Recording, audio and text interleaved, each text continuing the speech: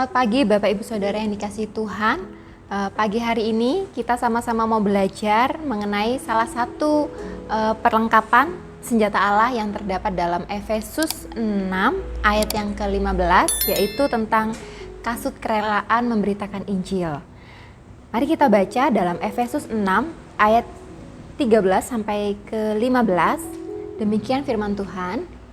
Sebab itu, ambillah seluruh perlengkapan senjata Allah, supaya kamu dapat mengadakan perlawanan pada hari yang jahat itu, dan tetap berdiri sesudah kamu menyelesaikan segala sesuatu.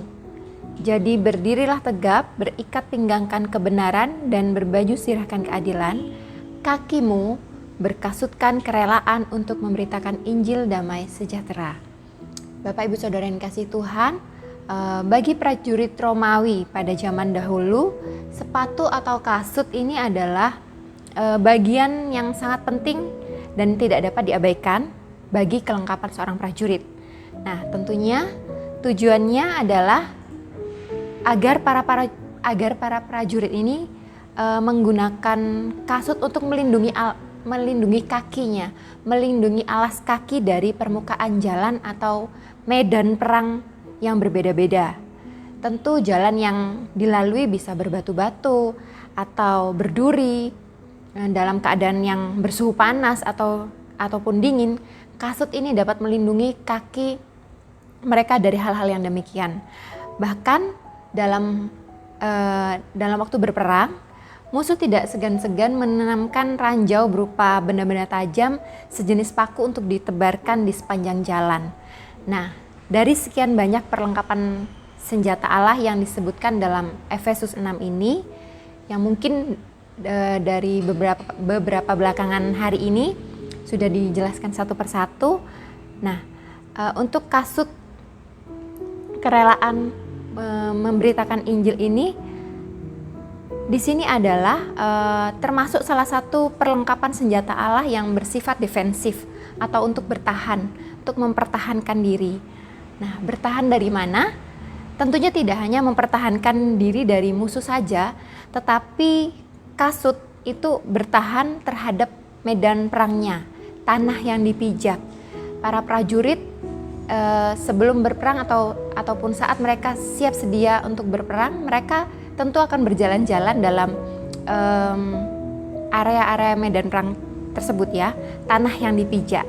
Nah, saya tertarik pada satu kata kerelaan pada ayat 15. Kakimu berkasutkan kerelaan. Dalam terjemahan King James Version, kata kerelaan disebutkan preparation, yang berarti persiapan. Kita buka dalam 2 Timotius 4 ayat yang kedua. Beritakanlah firman, siap sedialah, baik atau tidak baik waktunya, nyatakanlah apa yang salah, tegurlah, nasihatilah dengan segala kesabaran dan pengajaran. Nah, berarti kaki yang berkasutkan kerelaan tidak hanya berbicara tentang melakukan, memberitakan Injil tanpa paksaan atau bersedia melakukan dengan sukacita saja, tetapi kasut yang beralaskan kerelaan untuk mengabarkan berita Injil adalah berbicara tentang bagaimana kita mempersiapkan diri kita untuk memberitakan Injil. Kita harus siap sedia setiap saat. Bagaimana mempersiapkan diri kita? Kita harus mendalami firman Tuhan. Tentu tidak hanya mendalami atau membaca firman Tuhan saja, tetapi kita menghidupi firman tersebut. Nah, Bapak Ibu Saudara yang kasih Tuhan,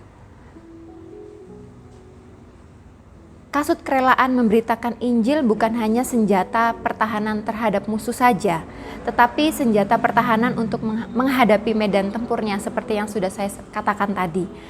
Nah, medan tempur kita adalah kehidupan kita sehari-hari. Bagaimana kita memutuskan sikap kita, tutur kata, apa yang kita pikirkan, itulah medan perang kita sehari-hari. Itu yang kita hadapi sehari-hari. Jadi pada saat kita mempersiapkan diri membaca firman Tuhan, mungkin kita tidak sedang menghadapi masalah atau tidak menghadapi hal-hal yang berat, tetapi hal ini digunakan untuk kita menjalani kehidupan, kita memerlukan firman Tuhan. Nah, pada saat inilah kita sedang merelakan diri kita untuk memberitakan Injil. Injil yang adalah kabar sukacita, kabar kebenaran. Rasul Paulus menegaskan bahwa hanya mereka yang berjalan dalam dasar kasut kesiapan Injil yang benarlah yang akan menikmati damai sejahtera yang sesungguhnya. Karena di mana ada kebenaran, di situ akan tumbuh damai sejahtera. Yesaya 32 ayat yang ke-17, demikian firman Tuhan, di mana ada kebenaran, di situ akan tumbuh damai sejahtera, dan akibat kebenaran ialah ketenangan dan ketentraman untuk selama-lamanya. Amin. Definisi damai sejahtera adalah bukan keadaan tanpa masalah dan tantangan kehidupan, namun rasa aman yang timbul karena kita tahu kita ada di pihak Tuhan. Sekalipun tantangan menghadang, sekalipun kita sedang menghadapi segala proses kehidupan, kita tahu bukan keadaan yang menentukan ketenangan kita, tetapi pemahaman, kesadaran diri bahwa kita berjalan bersama dengan Tuhan, itu yang membuat hati kita tetap tenang dan aman. Dan mari jemaat Tuhan, saya ajak kita terus memperlengkapi diri kita dengan seluruh perlengkapan senjata Allah untuk melawan segala tipu muslihat iblis. Pastikan kita tetap dan semakin siap sedia untuk kapanpun pergi melangkah memberitakan Injil damai sejahtera.